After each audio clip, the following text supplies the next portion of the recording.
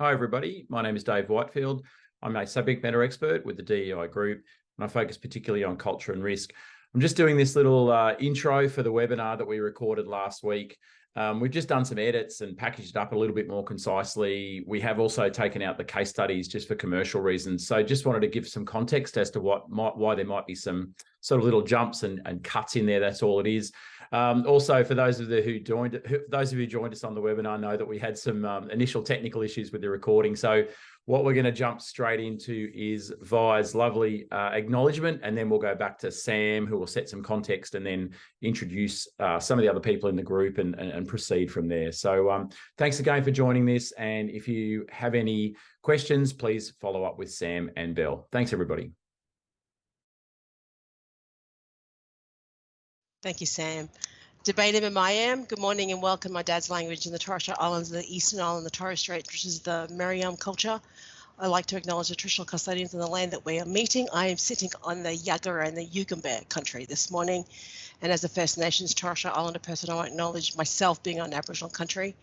I also like to acknowledge our elders past and present and future, and the teams I sit before and what we do in our diversity, equality, inclusion space. And thanks again for doing such a deadly job. I will swear. Thanks, Sam.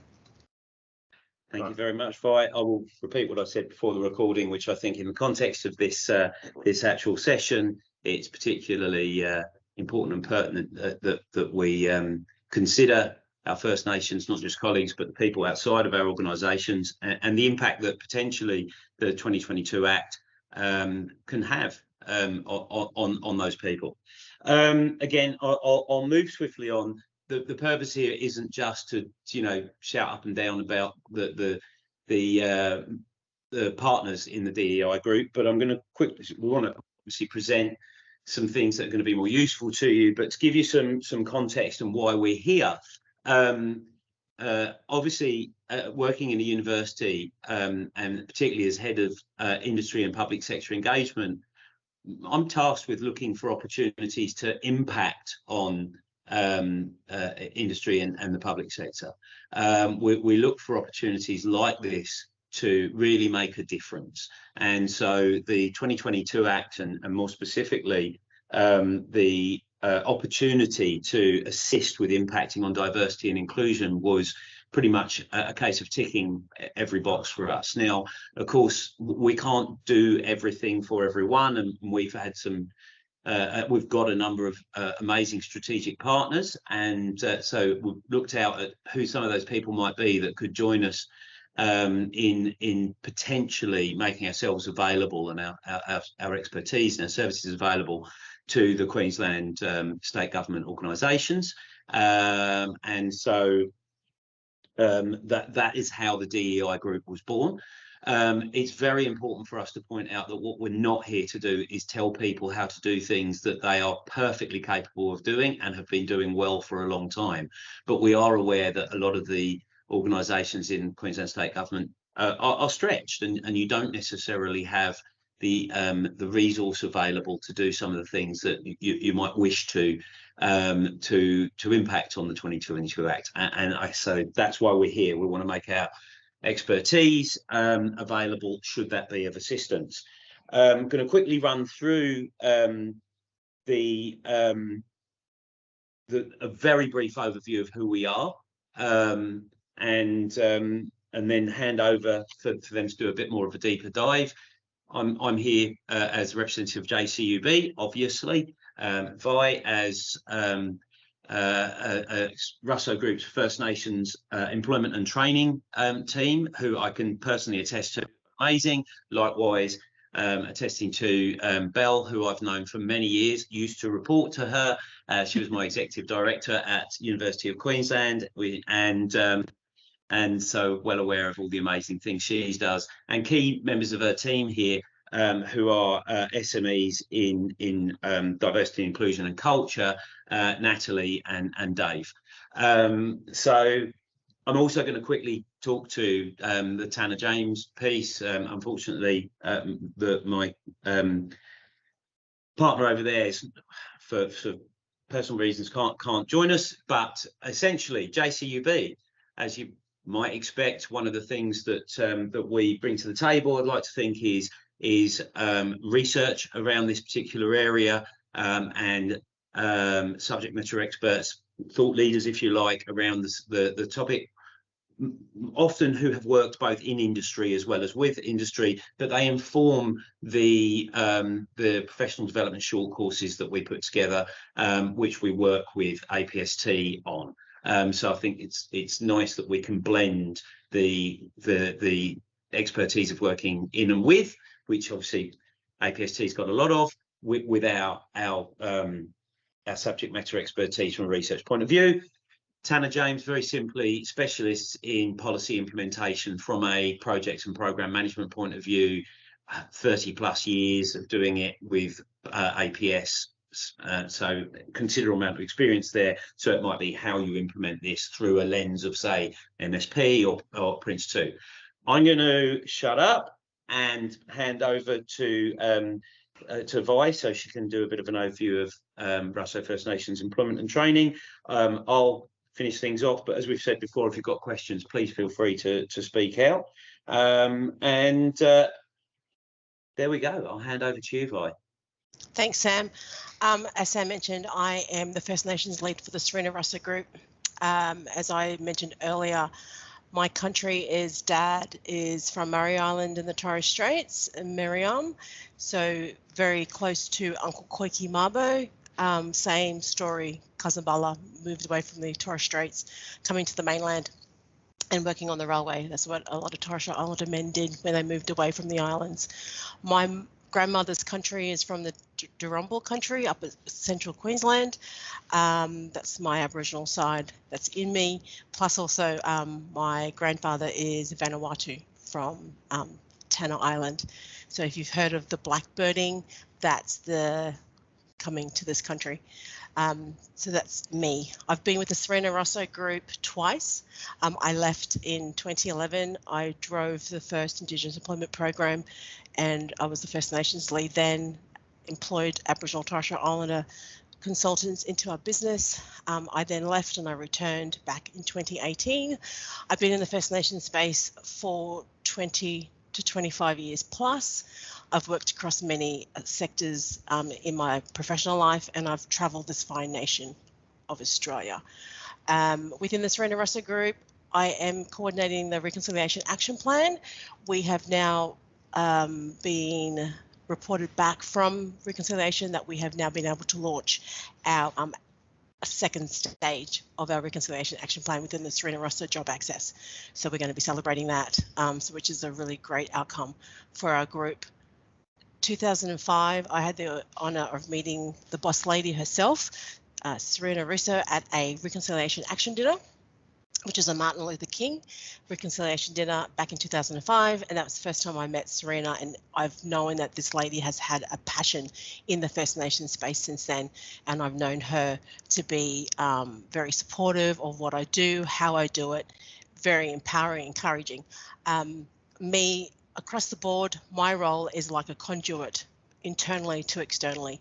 I cover every single business unit within the Serena Russo Group. So that's Workforce Australia to business coaches to apprenticeship services, allied health, disability, SRI and JCU, which I have the honour of working with this young man, Sam, along a lot of projects.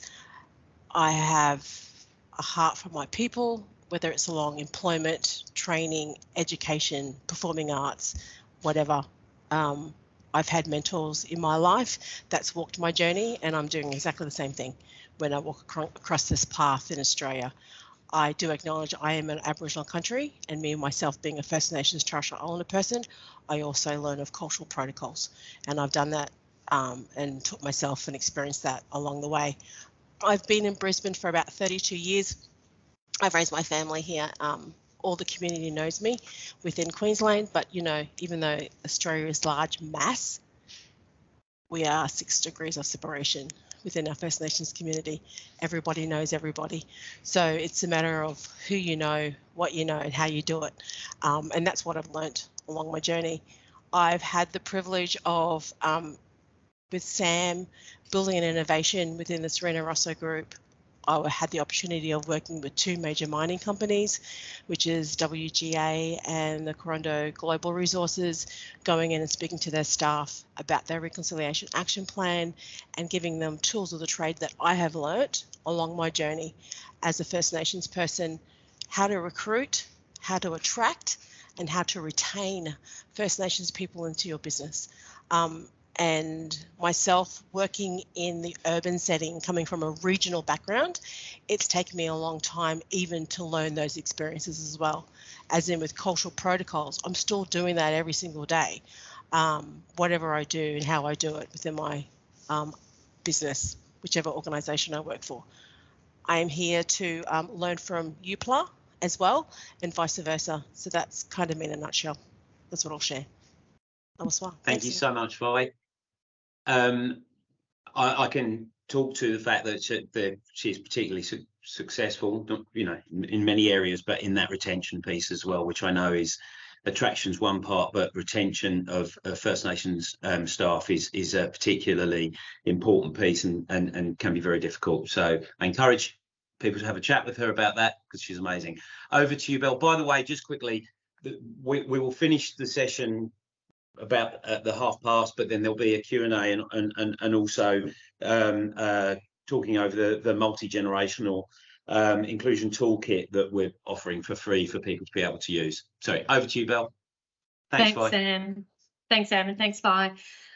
Look, for the interest of time, I'll be very quick because we do have some case studies and things that we can talk through about how you can actually make a difference in terms of your diversity, equity and inclusion programs. But my name's Belinda Pritchard. I'm the Director of Australian Public Sector Training. And I started APST, as Sam said, I used to work with him at UQ. I was the Head of Executive Education there. And when I left UQ, I saw an opportunity we worked a lot with government when I was at the university, and there was a big opportunity, or a big gap, I should say, in terms of programs that are designed specifically for the public sector. We know that the culture and working environment in government is very, very different to that of the corporate environment, and a lot of leadership programs, a lot of well, people call soft skills. I call them core skills. I don't think there's anything soft about them. They're incredibly difficult to learn, and that includes diversity, equity, and inclusion. A lot of those programs don't take into account the different work environment that government has. So that was the birth of Australian Public Sector Training, and we do have an SOA with Queensland Government Departments. So any engagement you have with the DEI group will ostensibly be led by APST just for ease of transaction, but of course all of our partners are involved. We are very much a consortium of companies that are very keen to help create some level of impact around the 2022 Act and, you know, support you in any way that we can. So with that, I'm going to share some slides and talk a little bit about what, you know, who we are now. So would like to give you a little bit about what we do. So as I said, well, as we've all said, it's really about assisting departments to implement your diversity action plans. We have dedicated expertise, as has just been described, in policy implementation and program management, results-focused DEI and culture transformation, training and education, and that's going to take us through some of that in a moment. We also realise that one size does not fit all. No government department is the same. So it's not about coming in and telling you what to do. It's about saying, what's the problem you need solved? How can we help you? And we do it through, it could be through briefings, through policy implementation, consulting, through program and project management training, capability development, First Nations recruitment training and support, and coaching, mentoring and sponsorship programs, just to name a few things. We do have quite a detailed brochure, which if you haven't seen yet, will come out to you after this briefing. So now I would like to introduce Natalie and Dave, and ask Natalie to take you through some of the, the detail, some of the information about why we're here. Thanks, Nat. Thanks, Bill. And I think, as we look at these stats that are on the screen, they are some really big numbers. And for those of you that have been working in DE&I for a long time, probably no surprises to you in this. I think when we look at that $60 billion in GDP mark, it's so interesting because what we know is that post-COVID, women are leaving the workforce in greater numbers than ever before. And so, as Vi and Sam were saying, it's not just about attraction of people to the public service, but it's also about how do we retain them. And there are multiple interventions that we can take here that really help us to keep our employees sticky. And it's something that I think, especially as we spend time, and I've been talking to quite a few people in the public service, as we move into a more multi-generational workforce as well, it's getting tougher to retain younger people. There are different expectations that are coming into that workplace. So really, when we look at these statistics, we know that DE&I, increasing that diversity, that equity, that inclusion in our workplaces is really key. And there's a great business case for it. So what we want to think about now is how do we really get that to be harnessed for us in our departments. And this is about not just diversity. And in our next slide, you'll see that often when people think about diversity, we think about demographic diversity, but it's also acquired diversity. The demographic diversity are the things that kind of come to mind straight away. Oh, gender, nationality, sexual orientation, ability or disability. But when we start to think about acquired diversity, these are things around, personality and education, family status, where people have lived, what experiences they've acquired. And really, if we want to harness the benefits, it's about bringing that demographic diversity and that acquired diversity together so that we get this diversity of thought, because that's where the magic happens. And that's not just about having diverse people. It's about creating environments where they can come together and work together, seamlessly, where they can use their strengths, where they can be engaged, where they feel psychologically safe. And that's how we really harness that diversity of thought to get all of the benefits for our department. And to do that, there are some principles that we have in practice. So for many of you that have been working in this space, you'll be well aware of the research. Context is key. What is best practice in one department or in one sector? So as Belle was saying, in the corporate sector, something might work really, really well, but that doesn't necessarily translate to the public sector. And when we're talking about especially inclusion and equity and belonging, it's so important that we do this in your context, because every context is different and that has a huge impact on the outcome. I think the other thing that we've found, both in research and in practice, is yes, there is a lot of work to do, and people get really excited about, diversity, equity, and inclusion. But we have to meet the organisation where it's at. You can't come with this lofty, here is absolutely the best thing in the world, and this is what it looks like over here, if we're at a very early stage of maturity in that journey, because it just won't work. So really, for us and our principles of practice is meeting you where you're at, where your people are at, where your executive are at, and really working with that, because, and you can see the point here about progress, not perfection. What we know from experience is that employees appreciate progress over perfection. They would much rather see that you are trying and working towards something rather than doing things and then trying to come out with the ta-da, this is the perfect solution at the end of it. So this is a really big piece for us when we're working with people, is how can we help you to move that forward, and also to share the stories and the experiences of what are happening in the department, because we know that that really helps people engage in this space. I think the other piece that we've found from our experience is it's important to focus on strengths. It can be really easy, and as humans, we have a negativity bias. We look for all the things that are wrong and we try to plug all of the holes. But in doing that, we lose our focus on strengths. And often this is where our advantage is. You know, if we can find those things that we are strong at as individuals, as teams, as a collective, if we can harness those and work with those, people are more energized, they're more motivated towards change, they find it much easier. You know, it's really interesting. I talk to a lot of people who are like, well, I really want to help. I want to be an inclusive leader. I really want to make sure that, you know, underrepresented groups are heard. I want to make sure that they're spotlighted. But I'm just so afraid of doing something wrong. I'm paralyzed. I'm too afraid to try something or to do something because I'm scared that if I make a mistake, it's going to be absolutely fatal. And I think this is really where being focused on strengths, being focused on that progress piece helps, because it has to be both good intention and action.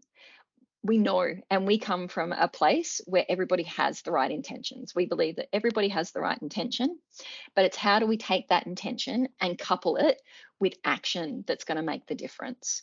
And we found that in doing that, that also allows us to get beneath the surface and see, you know, what are those mental models that people have? Where are those biases? Where are the things that hold us back? And how can we release those so that, you know, we are thinking well, we are speaking well, and we are acting well together? Because when we do that, you know, we're really unstoppable. So this is really both research and experience from what we've been doing. And I think the other key point to this is metrics do matter. We know that being able to measure a baseline and measure progress throughout and measure at the end of an intervention really does help continue the journey of diversity, equity, and inclusion in an organisation. It's also really important because it helps us then address the root cause and not the symptoms. I think sometimes we get very caught up in going, oh, there's something happening over here, and we run over and we put that fire out. But if we're not addressing the root cause, we'll continue to do those little interventions. And that's often why diversity, equity, and inclusion programs fail, because they address the symptom and not the cause. So for us, when we're working with you, we really want to help you to do that, because it's really key. Hey everybody, it is Dave again. As I mentioned at the beginning, we've taken out the full presentation of the case studies where Nat took us through some very practical steps that included both what she was working on and how she helped achieve it with organisations. We just feel that was more appropriate from a commercial point of view, but did want to let you know what was covered there and encourage you to follow up with us if you wanted more information around it. So you can see the headings there. Nat presented information around increasing the number of females in senior leadership at one organisation, and then 2 different strategies that she worked with across 2 different organisations that were around supporting and getting people from underrepresented groups involved in leadership in different organisations. So once again, apologies for sort of missing that out. We just feel it was more appropriate in the big picture. And now we're going to get back to the webinar where we're getting basically into our wrap-up phase. So thanks again, everybody. If you'd actually like to have a chat about some of the things that maybe we might be able to assist with, please, you know, let us know. If it's not necessarily something for JCU or for APST, you're very welcome to contact myself or Belle, and we will pass you on to Vi, for example, or whoever you want to speak to. That aside, I can't tell you how grateful I am for you giving up your Friday morning. I don't doubt that you're busy, and who knows, hopefully we'll have the opportunity to work with you in the future. Thanks, Sam. Can I also say, for those that do have a bit more time to stay, it would be great if you mentioned in your introduction that we have a resource that we'll be sending out to everybody who has attended today. So, Nat, I was wondering if you've got a couple of minutes, if you just want to show people what that is and talk through that a little bit. Yeah, absolutely, Belle. So what we have is just a multi-generational inclusion toolkit. So I would say often what happens in our DE&I strategies is we spend a lot of time looking at those key groups that we want to increase inclusion for. But for the first time in I don't even know how long. This is probably the first time in history, I think, where we've got 5 different generations in the workforce at the one time. And this is often an overlooked or under-resourced part of diversity, equity and inclusion. So we've pulled together a multi-generational inclusion toolkit for you. And really what we'll be sending out is just a kit that gives you the basics of how to increase that multi-generational inclusion or intergenerational inclusion, and really 3 key interventions. One is around employee resource groups, which I know many of you have already, but this is how do you do that with a bent towards age inclusion. And then shadow boards, which is really an intervention if what you're looking to do is increase exposure to younger generations and diversity of thought from younger generations with your senior leadership teams, and vice versa. So this is a great one for when you're also looking to upskill talent, and you've got some younger talent. But also I think, you know, I know myself in my leadership as I get older, I find myself losing touch with some of the younger generation and how they interact and how they communicate. And so when I do, I get such a great perspective on things. I'm like, oh, I just didn't even think about that. So what this does is it injects new thinking into your senior leadership team too. And then the last one is reverse mentoring. And this is very much that this can be used for age, but it also can be used for other interventions. So if you do have any other underrepresented groups, using reverse mentoring is a great way to get your executive and your senior leadership team much more across and understanding what are the challenges, what are the barriers there for those groups, and how might we overcome them. So the toolkit goes through many, many things. You'll see why focus on it. Lots of stats, lots of numbers, lots of research. So you've got some great business case stuff that you can use there too as you start to think about things. So we've tried to provide you with things that both will help you get the resources you need, and then we've also given you a step-by-step guide as to how do I set up a shadow board if I want to do that, or how do I set up a multi-generational ERG, so, or reverse mentoring, and just some of those tips and tricks that from experience, when you've worked with lots of organizations and departments, you go, here's where it can go pear-shaped and a little bit wrong. So we've tried to set you up with that as well. And of course, always happy to talk to you about that. And you know, if you're particularly looking at any one of those interventions and you're like, oh, I'm a little bit curious about how did you overcome this, because we've got somebody on that shadow board that is either, I don't know, particularly uninterested or something like that, we're more than happy to talk and help you with that. And also take the toolkit away, play with it, use it, and love to hear your successes as well, because I think, you know, this is a real community of practice. As you can tell, the DEI group is a community of practice. So we'd love you to be part of that community and share your successes as well. Absolutely. And I was just going to say, or Sam, you might have been thinking the same thing, but on our website, we have a section for resources that we are slowly populating. So please do check back to the website when you get a chance fairly regularly and see what else we've uploaded there. I'm not going to throw him under the bus and ask him to speak off the cuff, but one of the people who hasn't spoken is Dave, but I hope you'll take my word for it that he is genuinely, I mean this sincerely, one of the most engaging facilitators of workshops that I've worked. I really mean that. Very interesting chat around all things in culture, etc. So, yeah, unless you particularly wanted to, Dave, I won't throw you under the bus. I'm going to say, I know we've gone 10 minutes over, albeit into that Q&A side. I will say a massive thank you again. I'll send you a follow-up email with both the toolkit and a copy of the recording, assuming I get it done correctly. Not the most technical person in the world. Have a wonderful weekend, and as I said before, I do hope that that we get to work with some of you in the future. Thanks so much. Thanks everyone for your time. Genuinely appreciate it. Have a great day and a great weekend. Thank you. Now I'm not going to Thanks everyone. go out until I know how to stop this recording.